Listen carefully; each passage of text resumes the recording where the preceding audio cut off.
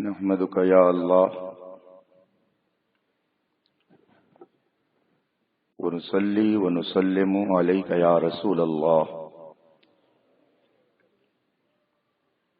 أما بعد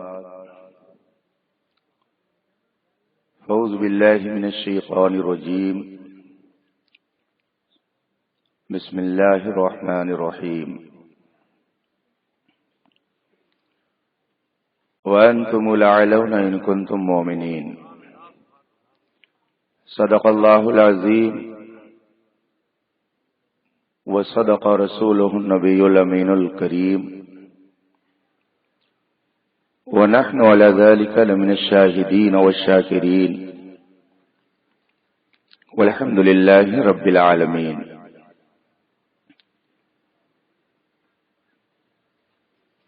اسٹیج پر جلوہ فرما علماء باوقار، حاضرین محترم، السلام علیکم ورحمۃ اللہ وبرکاتہ۔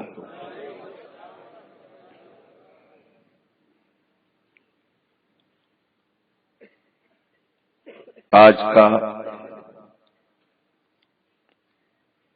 یہ تاریخی اجلاس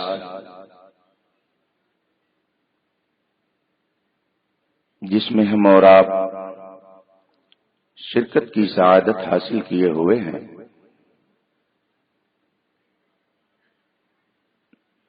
آپ سب نے اسے تحفظ عقائد کانفرنس کے نام سے منعقد کیا ہے۔ اس کانفرنس میں ٹھاٹھیں مارتا ہوا یہ مجمع رات کے اس حصے میں آپ کا بیدار رہنا یہ اس بات کی علامت ہے کہ ہماری صبح زندہ ہے، ہماری شام زندہ ہے، ہماری صبح زندہ ہے، ہماری شام زندہ ہے، ہمارے دل کی تختی پر نبی کا نام زندہ ہے، اور یہ زندگی ہی کی علامت ہے کہ ہم دنیا کے کسی بھی خطے میں رہتے ہیں، جن کے صدقے میں یہ زندگی ملی ہے ان کا چرچا کرتے ہی رہتے ہیں۔ ہندوستان کا یہ تاریخی شہر جسے روحانیت کا مرکز ہونے کا شرف حاصل ہے، بڑے بڑے عرفاء، کاملین، اولیاء اور صالحین نے اس سرزمین کو رونق بخشی ہے، اور ہندوستان کا وہ عظیم روحانی شہنشاہ جو آج بھی اپنی بندہ نوازی میں مشہور ہے، ہم غلاموں کو اپنی نوازش سے مالا مال کرتا ہوا نظر آ رہا ہے۔ شہر گلبرگہ متعدد جہتوں سے کئی اعتبار سے اہمیت کا حامل ہے، مگر ہمارے لیے سب سے بڑی اہمیت کی بات ہے کہ ہمارا بندہ نواز ہمارے سامنے ہے۔ ان کے عظیم دیار میں ان کے مشن کا یہ حصہ ہے۔ انہوں نے اسلاف سے جو عقائد اور جو اعمال ہم تک پہنچائے، ان کی حفاظت کا اس وقت سوال ہے، جس کے لیے ایک کانفرنس منعقد کی گئی ہے۔ بہت عمدہ خطاب آپ سن رہے تھے، حضرت علامہ مولانا وبالفضل اولانا الحاج مفتی احتشام الدین صاحب قبلہ کا، جو سری لنکا سے چل کر تشریف لے آئے، ان کا پرمغز خطاب آپ نے سن لیا ہے، اور بھی جلیل القدر علماء کے بیانات اس سے پہلے آپ نے سن چکے ہیں۔ تھوڑی دیر کے لیے میں آپ کی خدمت میں حاضر ہوں. آپ کا زیادہ وقت نہیں لوں گا. مجھے اس کا احساس ہے کہ گورنمنٹی قانون کے مطابق وقت بالکل ختم ہونے کو ہے. تھوڑا سا قیمتی وقت میں بھی آپ کا لوں گا، مگر آئیے سب سے پہلے مصطفیٰ جان رحمت سرور کائنات فخر موجودات صلی اللہ علیہ وسلم کی بارگاہ ناز میں درود و سلام کا نذران عقیدت پیش کر لیں اور پڑھیں. اللہم صلی علی سیدنا و مولانا محمد معدن الجود والکرم والہ الکرام اجمعین. قرآن پاک کی جس آیت کریمہ کی تلاوت کا میں نے شرف حاصل کیا ہے، اسی کے حوالے سے دو چند منٹ میں آپ کی توجہ چاہتا ہوں. یہ دنیا ہے، انسان دنیا میں آیا ہے اور ایک روز اس دنیا کو اسے خیر بات کہنا ہے. اس میں کسی کا کوئی اختلاف نہیں ہے. اس دنیا کو سب کو چھوڑ کر کے چلے جانا ہے. چند روزہ زندگی میں انسان اپنی کامیابی کی ایک منزل متعین کرتا ہے اور اس منزل کو پانے کے لیے ہر طرح کی کوشش اور جد و جہد کرتا ہے. ہمارے معاشرے میں آپ جس طرف جا کر کے بیٹھیں، مسلمان قوم کے حوالے سے بہت کچھ آپ کو سننے کو ملتا ہے. کوئی کہتا ہے مسلمان پسماندہ، کوئی کہتا ہے یہ انتشار کا شکار، کوئی کہتا ہے یہ کریں تو کامیاب ہو جائیں گے، کوئی کہتا ہے کہ یہ نسخہ اپنائیں تو انہیں عزت ملے گی. آپ مجھ سے زیادہ ان حالات سے آگاہ ہیں. ہر شخص قوم مسلم کا رونا روتا ہے. ایک چھوٹے سے اسکول سے لے کر ایوان سیاست تک یہ بات گونجتی ہے، اور ہر آدمی، ہر طبقہ اپنی سمجھ کے مطابق کوئی نہ کوئی نسخہ مسلمانوں کی کامیابی کا دیتا نظر آتا ہے. اگر آپ ان علماء کرام کی خدمت میں پہنچے اور ان سے اگر آپ نے کہا کہ مسلمان آج پستی کا شکار کیوں ہے، یہ ذلت و رسوائی کی طرف کیوں جا رہا ہے، اسے عزت و وقار کی زندگی کیوں نہیں مل رہی ہے، تو یہ علماء کرام بھی آپ کو ایک نسخہ دیتے ہیں کہ لوگ علم دین سے دور ہیں، اس لیے ان کو ذلت و رسوائی کا منہ دیکھنا پڑ رہا ہے. علم دین حاصل کرے تو انہیں کامیابی ملے گی. اگر آپ کسی سیاسی آدمی کے پاس گئے تو اس نے ایک نسخہ آپ کو دیا کہ ہم سیاست میں بہت پیچھے ہیں، اگر اقتدار کی کرسی پر آ جائیں تو ہمیں عزت مل جائے گی اور ہم پروقار زندگی دنیا کے اندر گزاریں گے، ہمارا روب و دبدبا بھی قائم ہو جائے گا، شان و شوکت بھی ہماری ظاہر ہو جائے گی. اور اگر آپ ڈاکٹر، انجینئر، ماسٹر کے پاس بیٹھیں تو وہ بتائے گا کہ مسلمان جب تک دنیاوی تعلیم نہیں حاصل کریں گے ان کو عزت نہیں مل سکتی ہے، ان کو وقار نہیں مل سکتا ہے. اگر یہ عزت و وقار چاہتے ہیں، یہ بلندی چاہتے ہیں، تو انہیں دنیا کی تعلیم میں آگے بڑھنا ہوگا. اور اگر آپ پیسے والے کے پاس بیٹھے، بہت بڑا مہاجن ہے، تو وہ بھی ایک نسخہ دے گا اور بڑے سادے الفاظ میں کہے گا ایسا پیر نہ ویسا پیر، سب سے بڑا ہے پیسہ پیر. بڑے بڑے لوگ میرے یہاں آتے ہیں، پیسہ جب تک نہیں رہے گا تب تک مسلمانوں کی شان و شوکت نہیں بڑھے گی. پیسہ کمائیے، عزت و سربلندی مل جائے گی. یہ نسخے آپ کے درمیان روز لوگ پیش کرتے ہیں اور آپ اس کو سنتے رہتے ہوں گے. میرے بھی کان سنتے ہیں، مگر میں کبھی کبھی غور کرتا ہوں تو یہ نتیجہ سامنے آتا ہے कि मरज बढ़ता गया जूं जूं दवा की। आप बताइए, आप आज जिस माहौल में जिंदगी गुजार रहे हैं, चाहे इल्मे दीन हो या इल्मे दुनिया, क्या 50 साल पहले भी आपकी यही पोजीशन थी? आज आप जिस घर में जाकर के देखिए, doctors, engineer, master, professor, advocate आपको मिल जाएंगे, और एमए बीए तो अब उसको कोई माना ही नहीं रखता है। हर जगह आपको पढ़े लिखे लोग मिल जाएंगे। इल्मे दुनिया में आपका यह हाल है। इल्मे दीन की पोजीशन यह है कि पहले ऐसे भी देहात और ऐसी भी आबादियां थीं कि जहां पर कोई नमाज जनाजा पढ़ने वाला वक्त पर नहीं मिलता था। कोई मर जाता तो घर वाले इंतजार में रहते, हो सकता है कोई मियां मौलवी इधर से गुजरे और उनकी नमाज जनाजा पढ़ा दें।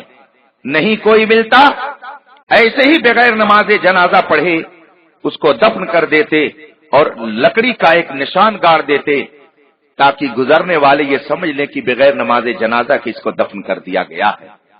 इल्मे दीन की कमी का हाल ये था। लेकिन आज बताइए, क्या यही पोजीशन है?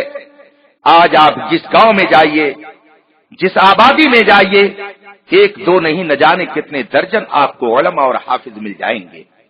इल्मे दीन बज़ाहिर पहले हमको कम दिख रहा है, मगर आज की इस दुनिया में हमें इल्मे दीन बज़ाहिर बहुत बढ़ा हुआ दिख रहा है। दौलत का हाल यह है कि पहले जिनके घरों में फाका होता था, दो दो वक्त खाने को मैसर नहीं होते थे, आज उनकी बिल्डिंगों पर बिल्डिंगें ऐसी बन रही हैं कि उनकी नालियों से सबसे बेहतरीन काला नमक चावल बिरयानी की शक्ल में नालियों में बहता नजर आता है।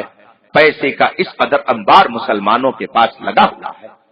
सियासत का हाल यह है कि आज से 50 साल पहले पूरी दुनिया के अंदर सिर्फ 20 या 21 मुल्क मुस्लिम मुल्क कहे जाते थे जहां मुसलमानों की हुकूमत थी, मगर इस वक्त आप जोग्राफिया उठा करके देख लें, तकरीबन 65 मुल्क ऐसे हैं जहां पर मुस्लिम हुकूमत है और मुसलमान सियासत में कुर्सी पर बैठे हुए। आप मुझे बताइए, जो ये कहते हैं इल्म हासिल करो चाहे दीन का दुनिया का तरक्की करोगे, आपने वो नुस्खा अपना लिया। जो कहते हैं कि पैसे खूब कमाओ तरक्की करोगे तुम्हें इज्जत मिलेगी, वो नुस्खा भी आपने अपना लिया। जो कहते हैं सियासत में आगे बढ़ो तब तुम्हें इज्जत मिलेगी, वो नुस्खा भी आपने अपना लिया। लेकिन आप अपने जमीर से ये फैसला करें कि क्या आलमी पैमाने पर आपके इज्जत वकार में इजाफा हो गया? क्या आप दुनिया में सरबुलंद हो गए? अगर आप सरबुलंद हो गए होते तो दुनिया की सबसे जलील कौम, जिनके यहां खिंजीर खाना सबसे बेहतरीन ग़िज़ा है, शराब पीना जिनके यहां सबसे बेहतरीन मशरूब कहलाता है, वो यहूदो नसारा जिनके यहां बच्चों का आलम यह है कि खुद अमरीकी और बरतानिया का मीडिया ये कहता है कि अमरीका में 70% ऐसी आबादी है जिनके बाप का पता नहीं है। ऐसी जलील कौम और हर दिन उस पैगंबर की शान में तौहीन करती है, हर दिन कार्टून निकाल करके उस नबी की अजमत का खिलवाड़ करने की कोशिश करती है कि जिसके लिए आप तन मन धन की हमेशा बाजी लगाने के लिए तैयार रहते हैं। अगर आपके वकार में इजाफा हुआ होता, आपके रोबो दबदबे में इजाफा हुआ होता, तो ऐसी जलील कौमें कभी भी ये जुरात न करती कि आपके कुरान का मजाक उड़ाएं, आपके पैगंबर का मजाक उड़ाएं। मगर हम देखते हैं हर दिन नेट के जरिया, व्हाट्सएप के जरिया, फेसबुक के जरिया कोई ना कोई जालिम आपके पैगंबर की शान में तौहीन करता नजर आता है और आप कुछ नहीं कर पा रहे हैं। इसका मतलब यह है कि जो ये आपकी इज्जत का नुस्खा दे रहा है, इल्म हासिल करो तुम्हें इज्जत व वकार मिलेगा, ये नुस्खा उसका अपना हो सकता है, मगर ये कुरान का नुस्खा नहीं है। जो ये कहता है कि पैसे कमाओ तुम्हें इज्जत मिलेगी, ये उसका अपना नुस्खा हो सकता है, कुरान का नुस्खा नहीं है। जो ये कहता है दुनिया का इल्म हासिल करो तुम्हें शान व शौकत मिलेगी, ये उसका अपना नुस्खा हो सकता है, یہ قرآن کا نسخہ نہیں ہے۔ آؤ قرآن سے پوچھو، اے قرآن تو بتا ہماری کامیابی کا نسخہ کیا ہے؟ قرآن کہے گا وَأَنْتُمُ الْأَعْلَوْنَ إِن كُنتُم مُؤْمِنِينَ، تمہیں عزت اس وقت ملے گی جب مصطفیٰ کے سچے وفادار بن جاؤ گے۔ تمہیں وقار اس وقت ملے گا جب تمہارے دل میں نبی کی عظمت پیدا ہوگی، جب تمہاری یہ شان ہوگی، تو اب تمہارا یہ رتبہ ہوگا کہ یہ جہاں چیز ہے کیا لوہو قلم تیرے کہ محمد سے وفا تو نے تو ہم تیرے ہیں، یہ جہاں چیز ہے کیا لوہو قلم تیرے ہیں۔ بے شک آپ ذرا غور تو کیجئے، قرآن ہمیں یہ نسخہ دے رہا ہے کہ اگر تم کامیابی چاہتے ہو تو نبی کی سچی غلامی کا پٹا اپنے گلے میں ڈال لو، اگر تم اپنی سربلندی چاہتے ہو تو صدیق اکبر نے محبت کا جو نظارہ پیش کیا تھا اسی محبت کے سانچے میں ڈھل جاؤ، رب کی رحمتیں تمہارے اوپر سامن بھادوں کی طرح برستی نظر آئیں گی۔ کیا آپ نے یہ نہیں پڑھا کہ حضرت سیدنا صدیق اکبر رضی اللہ تعالی عنہ سے مصطفیٰ جان رحمت نے ایک موقع پر ارشاد فرمایا، اے ابو بکر یہ بتاؤ کہ تمہیں سب سے پیاری تمنا تمہاری کیا ہے؟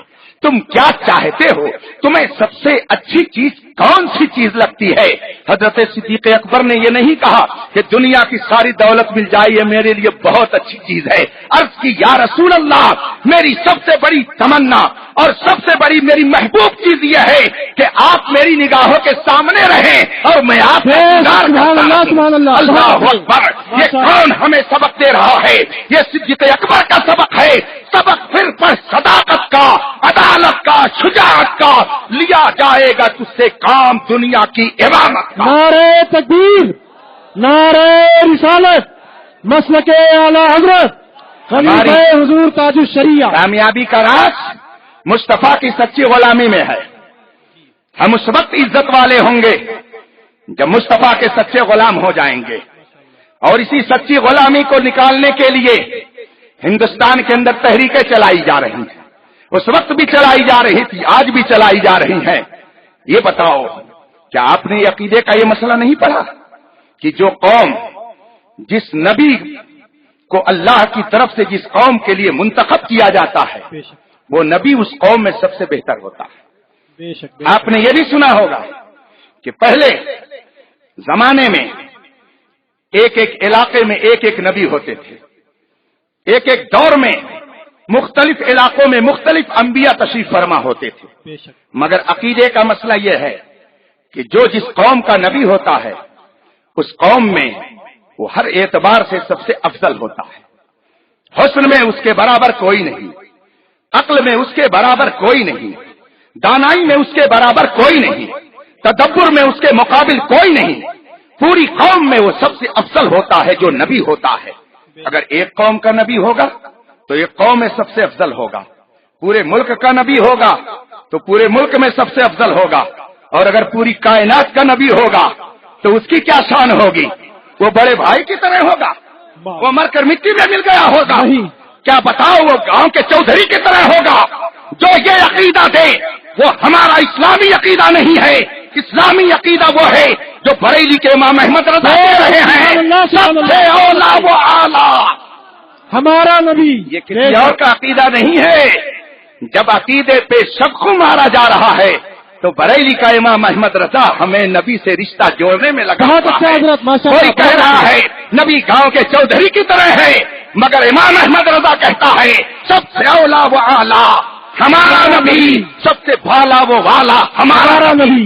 جب ایک نابکار ایک ناہنچار یہ کہتا ہے کہ نبی کو تو پیٹھ پیچھے کی خبر نہیں، تو اب اس کے جواب میں بریلی کا امام کہتا ہے اور کوئی غیب کیا تم سے نیہا ہو گیا، جب نہ خدا ہی چھپا تم پہ کروڑوں درود۔ ادھر سے ظالم بولتا ہے نبی تو مر کر مٹی میں مل گئے، وہ تمہیں کیا دیں گے؟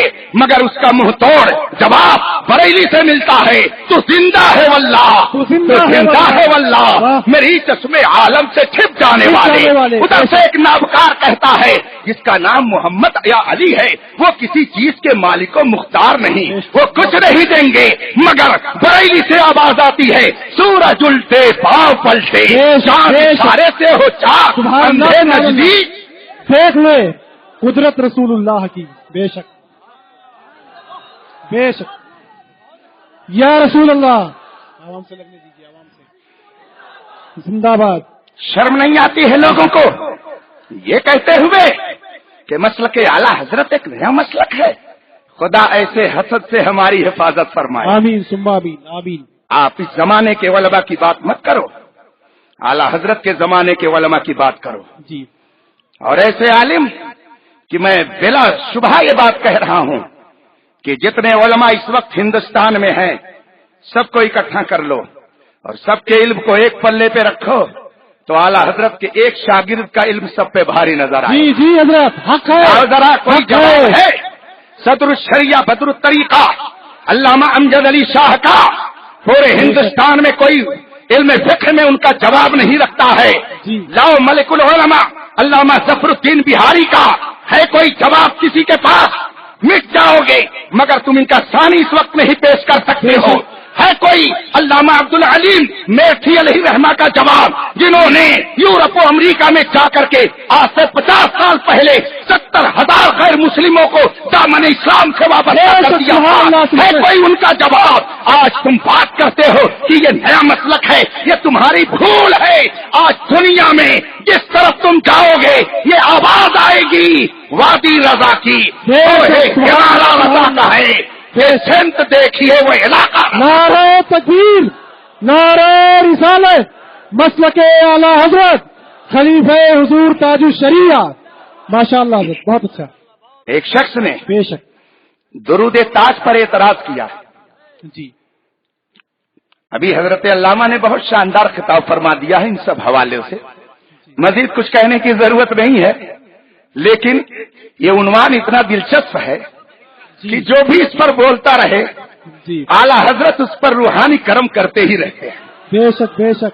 सुभान अल्लाह सुभान अल्लाह। एक शख्स ने एतराज किया कि दरूद ताज में आया है कि मोहम्मद अरबी सल्लल्लाहु अलैहि वसल्लम दाफिउल बला हैं, मुसीबतों को टालने वाले हैं। एक नाहंजार ने इस पर एतराज किया और कहा कि रसूल दाफिउल बला कैसे हो सकते हैं? जी। दाफिउल बला रसूल की शान नहीं है, ये दरूद ताज में गलत लिख उठा है। बताओ किस खानकाह और किस दरसगाह ने सबसे पहले कलम उठाया? सब अपनी कमीनगाहों में बैठे हुए थे। लैला मजनू का वाकया एक सुना दूं, थोड़ी देर में बात खत्म कर दूंगा। जब मैं छोटा था तो लैला का नाम जब सुनता था तो बच्चों की तरह मैं भी हंसता था, लेकिन मैंने जब फतावा रज़विया पढ़ी, जी। आज लोग आला हजरत को समझने की बात करते हैं, फतावा रज़विया किताब तो समझ नहीं पाएंगे, जी। आला हजरत को क्या समझ पाएंगे। बहुत अच्छा हजरत। और बहुत बिल्कुल अच्छा। मैं बहुत ही जिम्मेदारी के साथ ये कह रहा हूं कि आला हजरत ने पहली जिल्द में जो अल्लाह रसूल की शान में खुतबे में हम्दो सना के कलिमात लिखे हैं, अगर कोई उनका मुकाबला करने के लिए तैयार है तो आए मेरे सामने, जरा उस खुतबे को सही ढंग से पढ़ दे तो मैं उसके कदम चूम लूंगा। नारे तकबीर, नारे रिसालत, मनाज़रे अहले सुन्नत, नारे तकबीर, नारे रिसालत। एक जवाब नहीं हजरत। लैला की खादिमा ने लैला से कहा, हम और आप अपनी जबान में लैला मजनू को कुछ भी समझे, जी। मगर आला हजरत ने फतावा रज़विया में लिखा है कि मजनू आरिफ बिल्लाह वली कामिल थे। बेशक बेशक। मजनू वली कामिल थे, इसलिए मैं उनके इस बात को स्टेज पे बयान कर रहा हूं। उनकी लैला से, लैला की खादिमा ने एक मर्तबा कहा कि तुम्हारे बहुत सारे मजनू हैं। लैला ने कहा नहीं, मेरा मजनू तो सिर्फ एक है। जी। खादिमा ने कहा, नौकरानी ने कहा नहीं मैं मान नहीं सकती, तेरे मजनू तो बहुत हैं। कहा नहीं, मेरा मजनू सिर्फ एक है, और अगर तुझे यकीन ना आए तो आजमा ले। खादिमा ने कहा ठीक है। लैला ने हुक्म दिया कि हलवा तैयार किया जाए। जी। हलवा तैयार कर दिया गया, तश्तरी में सजा दिया गया, ऊपर से उसको ढक दिया। लैला ने अपनी नौकरानी से कहा कि दरवाजे के बाहर लेकर के जाओ और आवाज दो कि जो मजनू हो आए। लैला ने उसके लिए तोहफे में हलवा भेजा है। चुनांचे खादिमा हलवे का तश्त लेकर के बाहर निकली और उसने आवाज लगाई, कौन है मजनू, आगे आए। लैला ने उसके लिए हलवा तोहफे में भेजा है। थोड़ी ही देर पे आवाज सुनना था कि भीड़ लग गई, सारे मजनू इकट्ठा हो गए।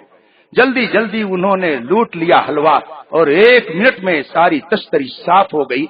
خادمہ نوکرانی جلال میں آئی اور لے جا کر کے لیلا کے سامنے اس نے تشتری کو پٹک دیا اور کہا دیکھ میں کہتی تھی نا کہ تیرے بہت سارے مجنو ہیں، دیکھ جا کر کے باہر کتنی بھیڑ لگی ہے، تو کہتی ہے کہ میرا مجنو صرف ایک ہے۔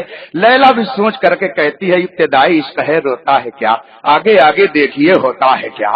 اس نے کہا گھبرا کیوں رہی ہو، ابھی تو 10+2 کا امتحان، اس کے بعد میں IAS PCS کا امتحان بہت مشکل سے ہوتا ہے، ابھی تو گھبرا کیوں رہی ہے۔ اس نے تھوڑی ہی دیر کے بعد تشتری کو صاف کرایا اور اس میں چھری رکھا اور اس کو اوپر سے ڈھک دیا اور کہا اب لے کر کے باہر جا، اور جو مجنو ہو اس سے کہا کہ اے مجنو، لیلا نے تم سے گوشت کا ایک ٹکڑا مانگا ہے تمہارے جسم کا، اب دیکھ کون آتا ہے سامنے۔ چنانچہ لیلا کی نوکرانی نے تشتری کو ڈھکا، چھری سے اس کو ڈھک دیا اور لے کر کے باہر نکلی۔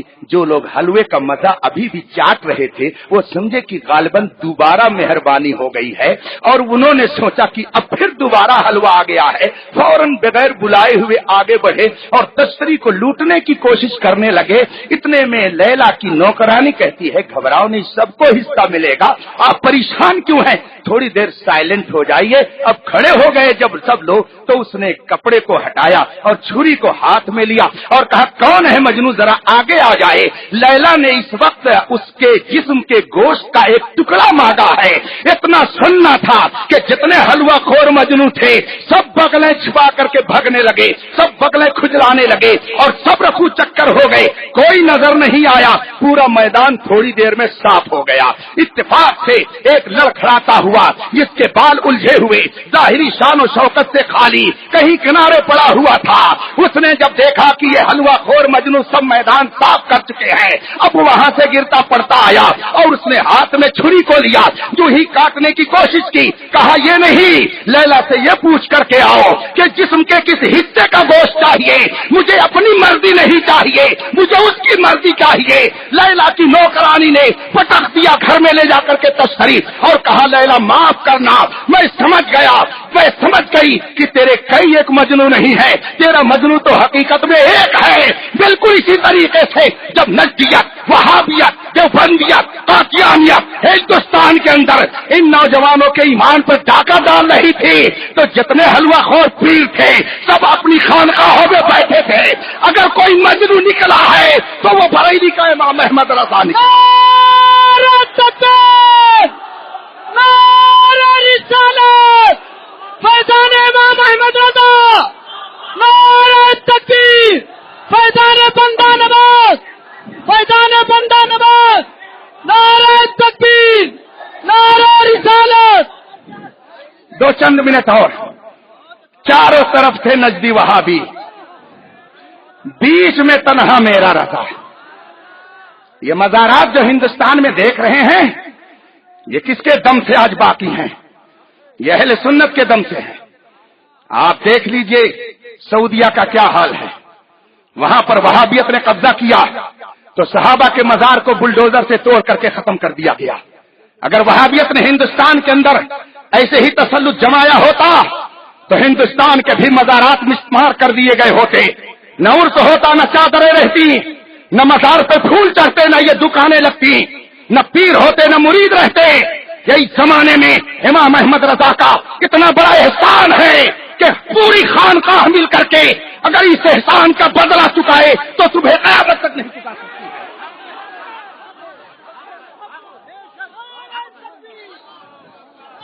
رسالت، انصاف کے ترازو پر گفتگو کو تولنا چاہیے، آدمی کو جذبات میں نہیں آنا چاہیے، حقیقت کا عینک لگا کر کے دیکھو۔ بہت اچھے، آج لوگ کہتے ہیں اعلیٰ حضرت ہی کا کیوں نام لیا جاتا ہے؟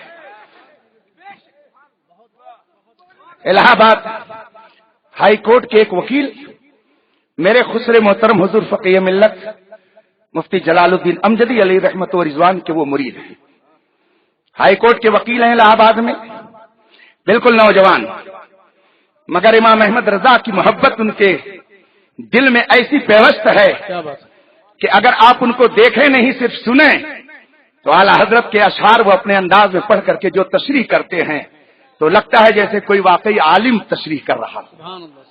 ایک مرتبہ وہ مجھ سے کہنے لگے کہ حضرت ہم چند مسلم وکلا بیٹھے ہوئے تھے چیمبر میں، اور گفتگو چل پڑی تو لوگوں نے کہا کہ میاں یہ لوگ آخر اعلیٰ حضرت ہی کا بار بار کیوں نام لیتے ہیں، کیا وجہ ہے؟ تو میں نے کہا آپ نے کیا جواب دیا؟ تو وکیل صاحب نے کہا کہ حضرت میرے ذہن میں برجستہ جو جواب آیا وہ میں نے دیا۔ میں نے کہا کیا جواب آپ نے دیا؟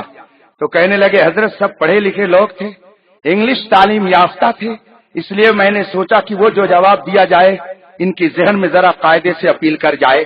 میں نے کہا اتنے وکیل بیٹھے ہوئے ہیں اور اگر کوئی مسلم پرسن اللہ آپ کے سامنے آ جائے، کوئی اسلامی مسئلہ آ جائے اور 10 مسئلوں میں آپ سے جج قرآن کی تفصیل معلوم کر لے اور 10 مسئلوں میں وہ قرآن کی 10 آیتوں کا مطالبہ کر لے، تو آپ میں سے کوئی عربی تو پڑھا نہیں ہے، ظاہر سی بات ہے کہ وہ قرآن کے ترجمے ہی کا سہارا لے گا۔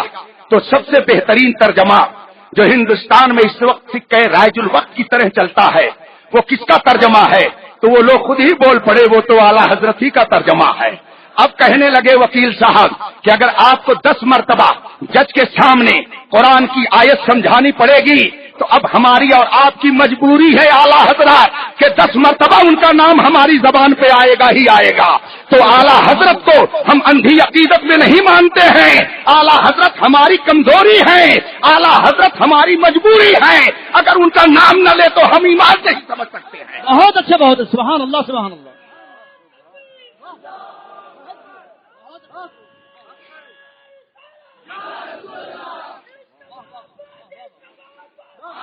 دافع البلا پر جب اعتراض ہوا، بتاؤ کس خانقاہ نے مفصل اس کا جواب دیا؟ کس درسگاہ نے اس کا جواب دیا؟ کتاب پڑھ لینے سے کام نہیں ہوتا۔ قرآن نے یہ نہیں فرمایا وانتم الاعلون ان کنتم علماء، پورے قرآن میں یہ کہیں نہیں ہے کہ تم اس وقت بلند رہو گے جب تم مولانا بن جاؤ گے، تمہیں سند مل جائے گی، تم حافظ اور قاری ہو جاؤ گے۔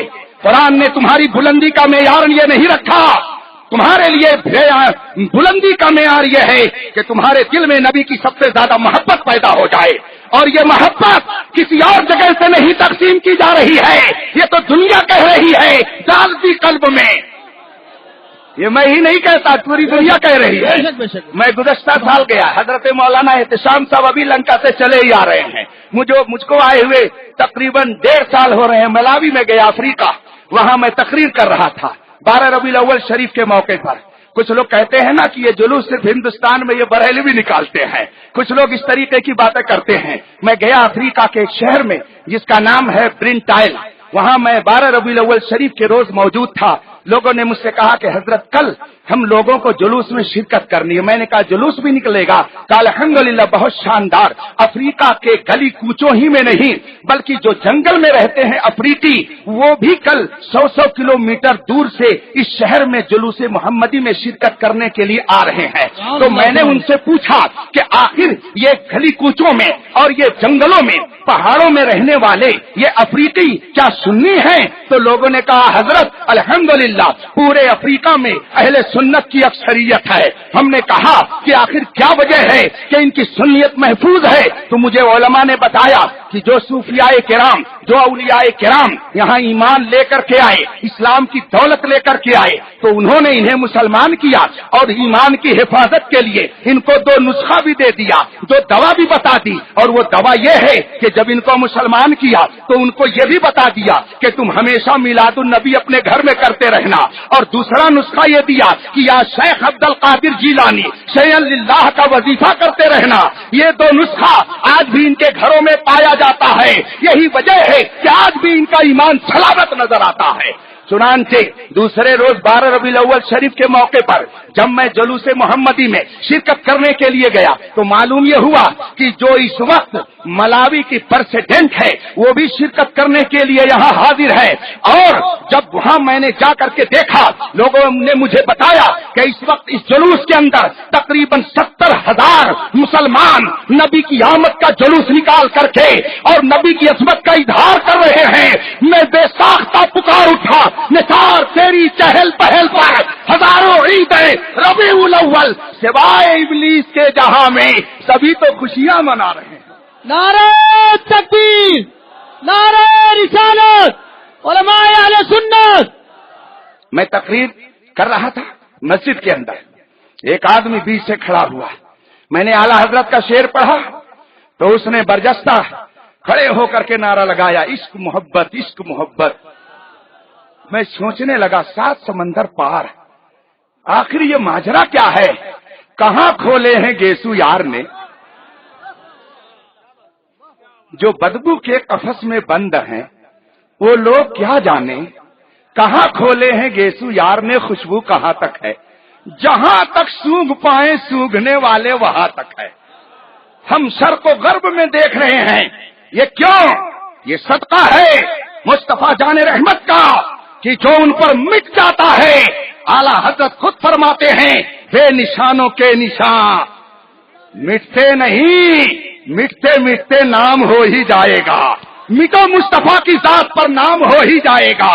صدیق اکبر مٹے تو صدیق اکبر بن کے چمک رہے ہیں، بلال حبشی مٹے تو ہماری آنکھوں کا سرما بنے ہوئے ہیں۔ مٹتے مٹتے نام ہو ہی، ہاں تو عالم بننے سے صرف کچھ نہیں ہوتا، بڑے بڑے عالم گھوم رہے ہیں۔ ایک تو اتنا بڑا عالم تھا کہ اپنے علم پر اتنا ناز اس کو کہ لوگ اس کو معلم الملکوت کہتے تھے۔ نہ جانا حضرت تسبیح، حضرت وائس کے تسبیح و مصلے پر بڑے چلتے ہوئے حضرت ہیں، ان کو ہم سمجھتے ہیں۔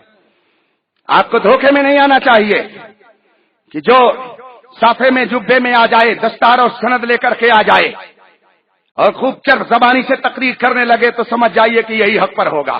کبھی اس دھوکے میں مت رہیے گا، یہ جو تم کو بلاتا ہے یہ ٹھگ ہے، مار ہی ڈالے گا۔ رضا نفس دشمن ہے، دم میں نہ آنا، ہاں اس کے بھید میں، اس کے چکر میں مت پڑنا۔ کبھی یہ دھوکہ مت کھانا کہ میں تو عالم ہوں، سلنڈر ہو اولیاء کی بارگاہ میں تب فیضان ملے گا۔ اگر سر اٹھا کر کے جائے گا، خواجہ غریب نواز بھی بھگا دیں گے، بندہ نواز بھی بھگا دیں گے، اور اگر بندگی کا جذبہ لے کر کے جائے گا، دامن مراد بھرتا نظر آئے گا۔ امام احمد رضا کی بارگاہ میں اکڑ کر مت جا، اگر جھک کر کے جائے گا تو وہ تجھے صدر الشریعہ کا فیضان دیتے نظر آئیں گے، ملک العلماء کی ذات دیتے نظر آئیں گے، مبلغ اسلام جیسی شخصیت دیتے نظر آئیں گے۔ آج کرنا دھرنا کچھ نہیں، چلیں اعلیٰ حضرت پر اعتراض کرنے۔ اعلیٰ حضرت ہی کا کیوں نام زیادہ لیا جاتا ہے؟ مجھے یہ بتاؤ، کیا رسول پاک کی صرف ایک ہی بیٹی تھی؟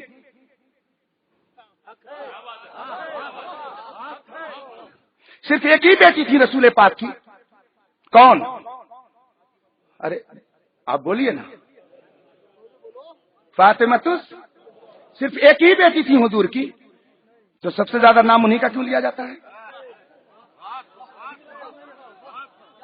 بولیے۔ سبحان اللہ سبحان اللہ سبحان اللہ۔ ذرا اوروں کے نام بھی بتا دیجئے۔ بہت اچھے، بہت انہی کا کیوں نام لیا جاتا ہے؟ کیا جگر کا ٹکڑا صرف وہی ہیں اور بیٹیاں نہیں ہیں؟ صحابہ کرام میں بتائیے سب سے زیادہ ذکر کس کا کیا جاتا ہے؟ حضرت علی مرتضیٰ کا کیا جاتا ہے۔ جی۔ بتائیے کیا سب سے افضل وہی ہیں؟ سارے صحابہ میں سب سے بڑا رتبہ انہی کا۔ ہم جمعے کو خطبے میں سنتے ہیں، ان افضل البشر بعد الانبیاء بالتحقیق سیدنا ابی بکر الصدیق، نبیوں کے بعد سب سے افضل رتبہ کسی کا ہے سو تو صدیق اکبر کا ہے، مگر نعرے حیدری اگر لگتا ہے تو یا علی کہا جاتا ہے، تو آخر علی علی ہی کا نعرہ کیوں؟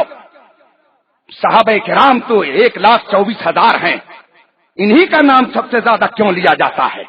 اب جس کے دل میں بدبختی آئے گی، جو بدبخت ہوگا، جو دشمن اہل بیت ہوگا، وہ کچوکے لگائے گا، جو خارجی ہوگا، جو ناصبی ہوگا، وہ حضرت فاطمہ کا نام لینے پہ چلے گا اور کہے گا انہی کا نام کیوں لیا جاتا ہے۔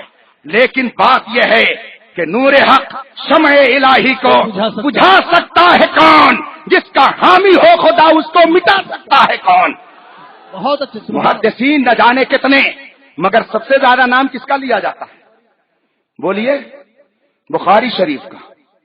امام بخاری نے فرمایا، تو کیا سب سے بڑے محدث وہی تھے؟ ان کے استاد، ان کے دادا استاد، ان کے پردادا استاد، کیا وہ محدثین میں نہیں ہیں؟ کئی ہزار تصنیف ہے کتب حدیث میں، کیا ان محدثین کا کوئی مقام نہیں ہے؟ سب سے زیادہ امام بخاری ہی کا کیوں نام لیا جاتا ہے؟ نہ جانے کتنے ائمہ مجتہدین، ان ائمہ مجتہدین میں 4 مشہور مگر چاروں میں سب سے زیادہ ذکر کس کا کیا جاتا ہے سیدنا امام اعظم کا کیا جاتا ہے۔ اب اگر کوئی کہے کیوں انہی کا نام لیا جاتا ہے، جہاں اس نے یہ آواز لگائی سمجھ جائیے دل میں کہیں چور آ گیا۔ بے شک بے شک، سچ ہے سچ ہے، بات سمجھ رہے ہیں کہ نہیں سمجھ رہے ہیں؟ صحیح ہے۔ اسی لیے اعلی حضرت کے زمانے میں بہت سارے علماء تھے، اس میں کوئی شک نہیں ہے۔ میں کہاں کہتا ہوں کہ تنہا وہی عالم تھے، بہت سارے علماء تھے، بہت سارے مفسرین بھی تھے، بہت سارے محدثین بھی تھے، بہت سارے فقہا بھی تھے، مگر لاؤ اگر آپ کو کہیں جواب دینا پڑ جائے کہ حضور دافع البلا ہیں، حضور نے مصیبتوں کو ٹالا ہے، رب کی عطا سے حضور دافع البلا ہیں، ایک موضوع پر 300 حدیث ہیں، پورے ہندوستان کے کسی عالم نے نہیں لکھی ہے، یہ اگر کمال ہے تو امام احمد رضا کا کمال۔ نعرہ تکبیر، نعرہ رسالت، فیضان امام احمد رضا، فیضان بندہ نواز، علماء اہل سنت۔ سبحان اللہ، سبحان اللہ۔ ہر فتنے کا جواب دینے کے لیے اللہ تعالی ہر زمانے میں اسپیشل طور پہ پیدا فرماتا ہے۔ اعلی حضرت کا زمانہ تھا تو اعلی حضرت کو پیدا کیا، بے شک بے شک، مجدد الف ثانی کو پیدا کیا۔ اللہ جس کو چاہتا ہے اس منصب پہ بٹھا دیتا ہے، فتنوں کا جواب دینے کے لیے اللہ صلاحیتیں پیدا کرتا ہے۔ اس زمانے میں اللہ نے ہمیں تاج الشریعہ عطا فرمایا ہے، سبحان اللہ سبحان اللہ۔ ان کا سایہ ایک تجلی، ان کا نقش پا چراغ، وہ جدھر گزرے ادھر ہی روشنی ہوتی گئی۔ بے شک بے شک، سبحان اللہ۔ اگر آپ ایک دیہاتی بدو سے پوچھیں کہ جہاز کی سائز کیا ہے، وہ بہت 36,000 کلومیٹر کے اوپر اس کو فضا میں اڑتے ہوئے دیکھا ہوگا نیچے سے، تو کہے گا کہ وہ ایک ہاتھ میں نے زیادہ کہہ دیا۔ اگر کسی دیہاتی سے جس نے کبھی جہاز نہ دیکھا ہو قریب سے، اگر اس سے آپ پوچھئے کہ جہاز کی لمبائی چوڑائی کیا ہے تو کہے گا بس ایک بالشت ہے، یہی تو کہے گا۔ لیکن اگر آپ حضرت علامہ احتشام صاحب سے جا کر کے پوچھئے کہ آخر جہاز کی پیمائش کیسی ہے، وہ کتنا بڑا ہوتا ہے، تو کہیں گے حضرت یہاں جتنے لوگ بیٹھے ہیں ایک ایک جہاز میں اتنے لوگ سب بیٹھ جائیں گے، اتنا بڑا جہاز ہوتا ہے۔ تو اب ان سے جب پوچھا گیا تو انہوں نے بتایا کہ اس کی لمبائی چوڑائی اتنی ہے، اور دیہاتی سے جب پوچھا گیا تو اس نے بتایا ایک بالشت ہے۔ اب دیکھیے بتایا تو دونوں نے، مگر غور سے اگر آپ دیکھیں تو حضرت علامہ نے تو بتائی ہے جہاز کی حقیقت، مگر اس نے جہاز کی حقیقت ظاہر میں بتایا، اندر سے اپنی حقیقت بتا دیا۔ کیا بات ہے، سبحان اللہ سبحان اللہ، کیا بات ہے کیا بات، کیا بات ہے کیا بات، واہ واہ واہ واہ، سبحان اللہ سبحان اللہ، بے شک۔ اس نے اپنی حقیقت ضرور بتا دی کہ میں اتنا دیہاتی مگدھا ہوں کہ میں نے جہاز کو قریب سے بھی نہیں دیکھا ہے، بیٹھنا تو بہت دور کی بات ہے۔ تو اس نے جہاز کی حقیقت نہیں بتائی مگر اپنی حقیقت بتا دیا۔ اسی طریقے سے جو لوگ تاج الشریعہ کو نہیں سمجھتے ہیں وہ کیا جانے کہ وہ کیا ہیں۔ ابھی سن رہے تھے آپ، اور میں بھی اگر بیان کرنے پہ آ جاؤں تو یقین جانیے صبح ہو جائے گی، مگر اس جہاز کو ایک کنارے سے دوسرے کنارے تک آپ نہیں دیکھ سکتے ہیں۔ بے شک بے شک، ان کی شان اس وقت یہ ہے، شاید آپ نے سمجھا ہے کہ وہ روایتی ایک پیر ہیں جو گدی پہ بیٹھ کر کے صرف نذرانے وصولتے ہیں۔ سنو، ان کی شان یہ ہے کہ عرب و عجم میں جس طرف چلے جاؤ امام احمد رضا کے سب کے مسلک کے علم بردار بن کر کے جاتے ہیں، اور ہزاروں ان کے دامن سے وابستہ ہو کر اپنے ایمان کی حفاظت کا سامان لیتے نظر آتے ہیں۔ بے شک بے شک، سبحان اللہ سبحان ابھی اللہ۔ 2 سال پہلے کی بات ہے، واقعہ سنا دوں، بات ختم ہو گئی، وقت ختم ہو گیا، اگر اجازت ہے تو میں بیٹھ جاؤں۔ ارشاد ہو ارشاد ہو ارشاد ہو۔ مدینہ شریف میں حضور تاج الشریعہ بخاری شریف پڑھا رہے تھے، سبحان اللہ۔ بخاری شریف کا درس دے رہے تھے مدینہ شریف میں۔ ایک عرب شیخ کھڑا ہوا حضرت کے درس کے دوران، اس نے کہا شیخ لی سوال، میرا ایک سوال ہے۔ حضور تاج الشریعہ نے فرمایا ما ہوا، وہ سوال کیا ہے؟ اس نے کہا کہ آپ لوگ بخاری شریف کی ایک حدیث پیش کر کے عید میلاد النبی کی فضیلت بیان کرتے ہیں کہ ابو لہب نے اپنی باندی سویبہ کو آزاد کر دیا تو ہر دوشنبہ کو اس کے عذاب میں کچھ کمی ہوتی ہے، تخفیف ہوتی ہے۔ حضور تاج الشریعہ نے فرمایا ہاں۔ اس نے کہا ھذا الحدیث کذب لا نسلم، یہ حدیث جھوٹی ہے، ہم اس کو نہیں مانتے۔ جیسے آج کل بہت سارے لوگ ہیں نا، حضور کی فضیلت میں کوئی حدیث بیان کیجیے تو کہیں گے کہ حدیث ضعیف ہے، حالانکہ یہ وہ لوگ ہیں کہ جن کا استنجا اتنا ضعیف ہوتا ہے کہ اگر ہمارے مسجد کے صرف امام صاحب پہنچ جائے تو وہ خطا کر جائے۔ بے شک بے شک، کیا بات ہے کیا بات ہے، سبحان اللہ سبحان اللہ، بے شک بے شک۔ سوچئے ذرا سا، واہ واہ واہ واہ واہ واہ واہ واہ واہ، کیا بات ہے، یہ قیامت نہیں تو اور کیا ہے؟ فیضان بندہ نواز، بے شک۔ قیامت کیوں نہیں آتی؟ الہی ماجرا کیا ہے؟ جو ضعیف کا مطلب نہیں سمجھتا ہے وہ حدیث رسول کو ضعیف ضعیف کہتے ہوئے اپنی زبان گھستا ہے، اور سنیوں سے کہتا ہے یہ کہاں ہے بخاری شریف میں دکھاؤ، کھڑے ہو کر کے سلام پڑھنا کہاں جائز ہے بخاری شریف میں دکھاؤ۔ یہ سنی اتنا بھولا بھالا ہے کہ وہ سیدھے اپنے امام صاحب کے پاس پہنچتا ہے، الٹ کر کے اس سے کراس کوشچن نہیں کرتا ہے کہ تم وہ حدیث دکھاؤ جس میں حضور نے کھڑے ہو کر سلام پڑھنے سے منع کیا ہو۔ کیا بات ہے، بے شک بے شک، واہ واہ واہ، یہ کبھی نہیں سنتا۔ بہت اچھے بہت۔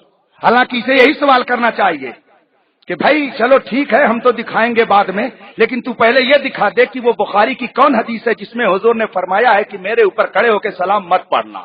وہ حدیث دکھا دے جس میں حضور نے فرمایا ہو کہ میرا میلاد مت کرنا۔ وہ حدیث دکھا دے جس میں حضور نے فرمایا ہو کہ جلوس محمدی مت نکالنا۔ وہ حدیث دکھا دے جس میں حضور نے فرمایا ہو شیخ عبد القادر جیلانی کی 11ویں مت کرنا۔ وہ حدیث دکھا دے جس میں حضور نے فرمایا ہو کہ مزار پہ مت جانا۔ وہ حدیث دکھا دے جس میں حضور نے یہ فرمایا ہو کہ بزرگوں سے تم مدد مت مانگنا۔ جب تم یہ حدیثیں دکھا دو گے تو ہمارے علماء حدیثوں کا انبار لگا کر کے تمہیں ایمان کی تازگی کا سامان فراہم کر دیں گے۔ مگر آپ یہ بھی کیا کیجئے، حضور تاج الشریعہ سے جب یہ سوال ہوا اور اس نے کہا کہ حاضر حدیث و کذب لا وسلم، یہ حدیث جھوٹی ہے میں اسے نہیں مانتا، حضور تاج الشریعہ نے فرمایا لیما کیوں؟ تو اس نے کہا حاضر حدیث یعارض النص الصریح، یہ حدیث قرآن کے خلاف ہے، یہ حدیث قرآن سے ٹکرا رہی ہے، اور ضابطہ یہ ہے کہ جب حدیث قرآن سے ٹکرائے تو حدیث پر عمل نہیں کیا جائے گا، حدیث کو ضعیف اور کمزور اور موضوع مانا جائے گا، قرآن پر عمل کیا جائے گا۔ حضور تاج الشریعہ نے فرمایا ایو الناس، وہ کون سی نص ہے، قرآن کی کون سی آیت ہے؟ تو اس نے کہا قال اللہ تعالی فی القرآن لا يخفف عنهم العذاب ولا هم ينصرون، قرآن کی آیت کریمہ ہے، قرآن میں اللہ نے فرمایا لا يخفف عنهم العذاب، کافروں کے عذاب میں کوئی کمی نہیں ہوگی، کافروں کے عذاب میں کوئی تخفیف نہیں ہوگی، یہ قرآن کی آیت ہے۔ تو قرآن سے یہ ثابت ہوا کہ کافروں کے عذاب میں کوئی کمی نہیں ہوگی، اور آپ لوگ حدیث صہیبہ سے یہ ثابت کرتے ہیں کہ ابو لہب کے عذاب میں ہر دوشنبہ کو کمی ہو جاتی ہے، یہ حدیث قرآن کے خلاف ہے، اس لیے حدیث نہیں مانیں گے بلکہ ہم قرآن پر عمل کریں گے۔ ہم جیسے جو بہت دستار والے ہوتے فوراً اپنی بخچی لیتے کنارے ہوتے۔ کیا بات ہے کیا بات ہے، بے شک بے شک، کیا بات ہے۔ حلوہ خور مجنوں کرنا بہت آسان ہے جی، ہاں جی جی جی، یہاں وہ مسئلہ نہیں ہے کہ 100 سال کے بعد 200 سال کے بعد سمجھ میں آئے، نقد جواب ملتا ہے، فوراً جواب ملتا ہے، رب فوراً رہنمائی کرتا ہے، بے شک بے شک، واہ واہ واہ، مصطفیٰ کی عنایت فوراً متوجہ ہوتی ہے، بے شک سبحان اللہ، اس لیے کہ اعلیٰ حضرت رسول پاک کی معجزے کا نام ہے، بے شک اعلیٰ حضرت رسول پاک کی عنایت کا نام ہے، بے شک، اعلیٰ حضرت مصطفیٰ جان رحمت کی عطا کا نام ہے، بے شک، اس لیے وہ عطا کبھی خطا نہیں کرتی ہے بلکہ لوگوں میں تقسیم ہوا کرتی ہے۔ سبحان اللہ، حضور تاج الشریعہ مدینہ منورہ میں جلوہ فرما تھے، سبحان اللہ۔ ہے کوئی ایسا جو مدینہ طیبہ کی ایسی تعریف شعر میں کی ہو جیسی میرے اعلیٰ حضرت نے کی ہے؟ واہ واہ واہ، سبحان اللہ سبحان اللہ۔ کس عنوان پر گفتگو کی جائے میاں؟ ارے کوئی گوشہ ہو جواب کے لائق تو جواب بن پڑے، تم اپنی زبان سے کہہ کر کے منہ میاں مٹھو بن جاؤ الگ بات ہے، مگر سچی بات تو یہ ہے کہ ہم لاکھ امام احمد رضا کا مقابلہ کرنے کی کوشش کریں، ان سے حسد کرنے کے لیے تیار ہوں، ان کا نقصان کچھ نہیں ہوگا، اپنا نقصان ضرور ہو جائے گا۔ بے شک بے شک، اس لیے بہت ہی سبل کر کے اس بارگاہ میں جائیے گا۔ حضور تاج الشریعہ نے فرمایا اچھا یہ حدیث قرآن کے خلاف ہے؟ کہا نعم، ہاں۔ حضور تاج الشریعہ فرماتے ہیں کلاہما صحیحان، دونوں صحیح ہے، الحدیث ایضا صحیح والآیت المبارکہ ایضا صحیحہ، کلاہما صحیحان، दोनों सही है। अरब शेख ने कहा दोनों कैसे सही? हुजूर ताजुल शरिया ने फरमाया कि इसका जवाब तो खुद कुरान में मौजूद है। क्या बात है, क्या बात है? हाँ मौलवी साहब सुनो, मौलवी साहब इसलिए जबान से निकल गया कि हमारे सामने अमूमन तलबा ही रहते हैं। मौलाना इत्तेशाम साहब माजरत चाहता हूँ। हाँ, दारुल उलूम अलीमिया जमदाशाही हिंदुस्तान का बहुत ही मशहूर मारूफ इदारा है। बेशक बेशक। रायचूर के मौलाना कलीम साहब आए हुए हैं, आज से तकरीबन 10 साल पहले वहीं से पढ़ करके आए। इनके इदारे में तकरीबन 7 या 8 उलमाए किराम मेरे शागिर्द है जो पढ़ा रहे हैं, तो यही लोग सामने रहते इसलिए मौलवी साहब जबान से निकल गया। बहरहाल जो भी इल्मे दीन सीखने के लिए चल के आ गया वो तालिब इल्म हो गया। इस वक्त आप लोग भी तालिब इल्म ही है, इसमें कोई शक की बात नहीं है। तालिब इल्म के लिए ये जरूरी नहीं है कि जाकर के किसी बड़े इदारे में रजिस्ट्रेशन कराए और सनद हासिल करे। जो तलबे इल्म में निकल गया वही तालिब इल्म बन गया और नबी की रहमतों का वो हकदार बन गया। हुजूर ताजुल शरिया ने फरमाया किलाहुमा सहीहान, हदीस भी सही है, कुरान भी अपनी जगह पे हक है। उसने कहा कैसे? हुजूर ताजुल शरिया ने फरमाया इसका जवाब तो खुद कुरान में मौजूद है। कहा वो कैसे?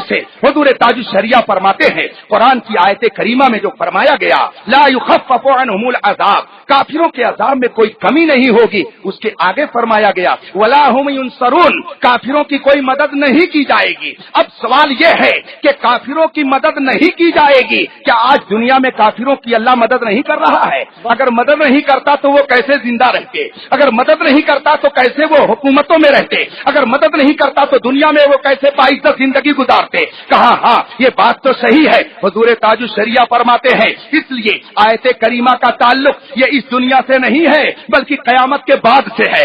और आयत करीमा का मतलब यह है कि ला युखफ्फफु अन्हुल अज़ाब वला हुम युनसरून, जब मैदान महशर कायम हो जाएगा और जन्नती जन्नत में जाएंगे, जहन्नमी जहन्नम में जाएंगे, अब उसके बाद किसी के काफिर के अज़ाब में कोई कमी नहीं होगी, वो हमेशा जहन्नम में जलता रहेगा। ये कुरान की आयत का मतलब है। और अबू लहब के अज़ाब में जो कमी होती है ये मैदान महशर के बाद का वाकया नहीं है बल्कि उससे पहले का वाकया। बेशक बेशक, सुभान अल्लाह सुभान अल्लाह। इसलिए हदीस भी सही है और कुरान भी सही, कुरान भी सही है। बेशक बेशक, सुभान अल्लाह सुभान अल्लाह सुभान अल्लाह। अभी बस आखिरी बात कह करके मैं अपनी गुफ्तगू खत्म कर देता हूं। माजरत के साथ बात याद आ गई। अभी 2 हफ्ता पहले नागपुर में सेमिनार था, है ना? हमारे यहां सिर्फ शख्सियतों ही पर सेमिनार नहीं होते, उम्मत के उलझे हुए मसाइल पर भी हम सेमिनार करते हैं। बेशक बेशक, कौम की गुत्थियों को सुलझाने का काम करते हैं। जो नए मसाइल पैदा होते हैं, हुजूर ताजुल शरिया ने इतना अजीम कारनामा ये अंजाम दिया है और दे रहे हैं कि आप इस पूरे खित्ते में नजर उठा करके देख लीजिए, उसका कोई जवाब नहीं मिल सकता। हर साल किसी न किसी शहर में हिंदुस्तान के दिलो दिमाग, अरबाब इल्म कमाल, असहाबे फजल और हिकमत, बड़े बड़े उलमा और मुफ्तियान किराम और मुहक्किकीन और इस्लामी स्कॉलर्स को हुजूर ताजुल शरिया इकट्ठा करते हैं और 3 दिन तक मीटिंग होती है।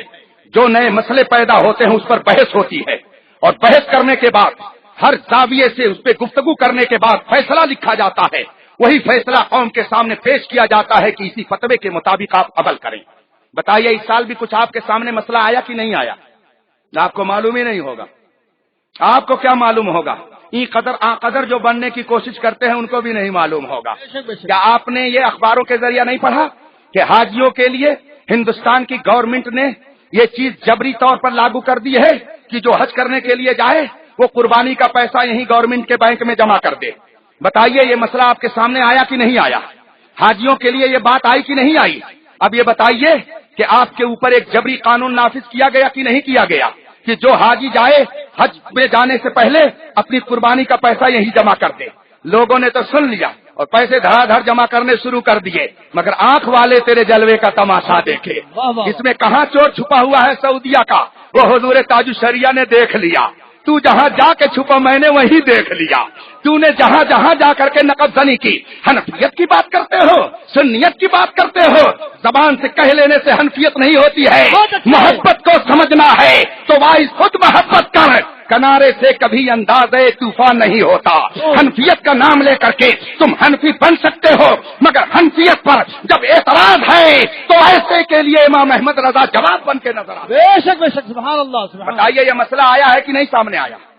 तो क्या हल पेश किया गया आपके सामने? कोई हल आया? अब मुझसे सुनिए क्या खराबी है। अल्हम्दुलिल्लाह मैंने मुतअद्दिद बार उस मुकद्दस सरजमीन को अपने होठों से बोसा दिया है। अल्लाह सबको तौफीक अता फरमाए। अजब रंग पर है बहारे मदीना, कि सब जन्नतें हैं निसारे मदीना, रहे उनके जलवे बसे उनके जलवे, मेरा दिल बने यादगारे मदीना। हुजूर ताजुश्शरिया के सामने ये बात जब आई तो आपने फौरन सवाल मुरत्तब कराया। सवाल खुद मैंने मुरत्तब किया 3 सफ़े पर। हिंदुस्तान के 100 से ज्यादा बड़े बड़े इदारों में मुफ्तियान किराम को सवालात भेजे गए और अभी 2 हफ्ता पहले नागपुर की सरजमीन पर 3 दिन तक हुजूर ताजुश्शरिया शहजादे सदरुश्शरिया हुजूर मुहद्दिस कबीर अल्हम्दुलिल्लाह जो जमात अहले सुन्नत की आबरू है इस वक्त, इल्म फज़ल में जिनका कोई सानी नहीं है, हम हुए तुम हुए कि मीर हुए, उनकी जुल्फों के सब असीर हुए। यहाँ जितने उलमा बैठे हैं वास्ता दर वास्ता वो किसी के उस्ताद होंगे, किसी के दादा उस्ताद होंगे, किसी के परदादा उस्ताद होंगे और उनके वालिद तो पूरे हिंदुस्तान और पाकिस्तान के उस्ताद। बेशक बेशक बेशक। ये हजरात वहां तशरीफ फरमा थे। 3 दिन तक मीटिंग चली।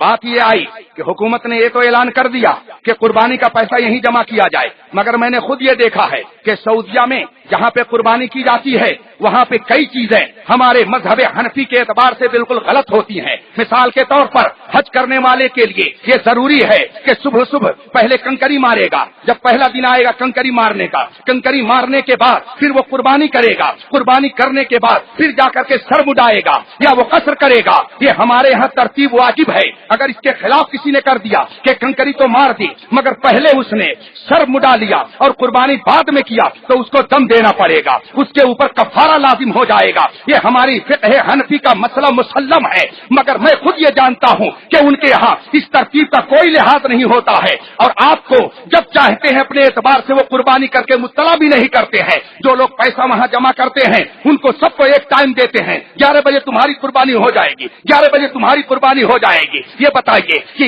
1 लाख नहीं न जाने कई लाख लोगों का वहाँ कुर्बानी के बैंक में पैसा जमा किया जाता है, क्या सबकी कुर्बानी 11 बजे एक वक्त में हो जाएगी? ऐसा इम्पॉसिबल हो ही नहीं सकता है। मगर वो आपसे पैसा जमा कराते हैं और तरतीब के खिलाफ जब उनकी मर्जी में आता है कुर्बानी करते हैं। ये बताइए कि आपके ऊपर दम वाजिब हुआ कि नहीं वाजिब हुआ? बेशक बेशक बेशक बेशक। बोलिए। सच है।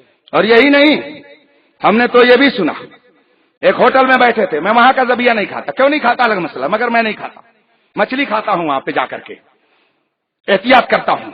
एक होटल में मैं बैठा था, दोपहर का वक्त था, उसके बाद सन्नाटा था। मैंने उससे कई बातें पूछी, उसमें से एक बात ये भी मैंने पूछी कि ये कुर्बानी का जो टाइम मुतय्यन करते हैं ये कुर्बानी कब करते हैं? तो एक उसमें से बोल पड़ा, अरे हाजी आप कुर्बानी की बात करते हैं, इनके यहाँ 1 महीना तक कुर्बानी होती रहती है। ये मुस्लिम गरीब मुल्कों में अपनी सहूलत के मुताबिक काट काट करके गोश्त सप्लाई करते रहते हैं और बताते रहते हैं कि हम तुम्हारे बहुत हमदर्द हैं। ये मुझको वहां बताया। उसके अलावा ये मशीन से ज़बह करते हैं, बटन दबा दिया बिस्मिल्लाह अल्लाहु अकबर पढ़ करके मशीन चल रही है, जानवर ज़बह हो रहे हैं। ये फिक़्ह शाफ़िई, हनफी, मालिकी, हम्बली चारों मजहब के खिलाफ है। वो मुर्दार है, उसका खाना हराम है। तो अब मशीनी ज़बीहा हराम, मशीन से ज़बह की जाती है, जानवरों को ज़बह किया जाता है। फिर अगर हाथ से भी किया तो तरतीब का कोई लिहाज नहीं। फिर ज़बह करने वाला कौन है? एक करेला कितना दूसरे नीम चढ़ा।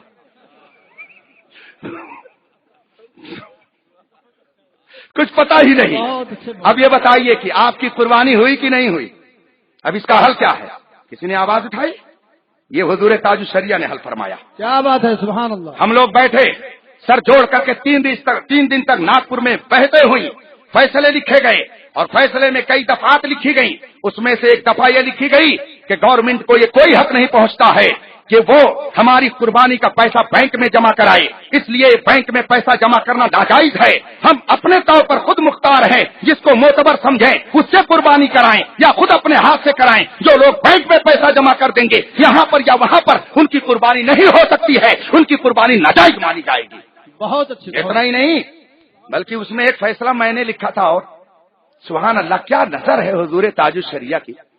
आप लोगों की दुआओं से मैं हूं तो कुछ नहीं, मगर उस निस्बत ने बहुत कुछ कर दिया है। बेशक बेशक। जब तक बिके न थे तो कोई पूछता न था, तुमने हमें खरीद के अनमोल कर दिया।